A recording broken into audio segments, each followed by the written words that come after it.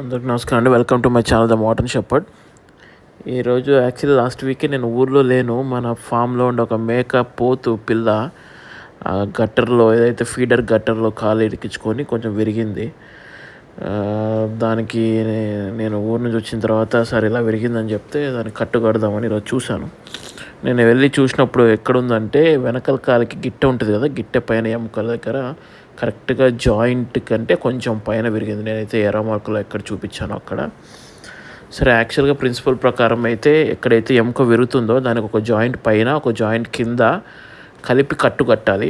కానీ ఇది మాత్రం కింద జాయింట్ దగ్గరలో ఉంది కాబట్టి నేను కొంచెం కింద నుంచి కట్టు కట్టడం జరిగింది. ఈ కట్టు ఎలా కట్టాలి, కట్టడం పెద్ద విషయం కాదు, చిన్న విషయమే. దానికి ఏమేమి వాడతాను అనేది ఈ వీడియోలో క్లియర్గా చూపించాను. ఒకసారి చూడండి. యూజువల్లీ 2 to 3 weeks టైంలో ఎముక అతుకబోతుంది జీవానికి.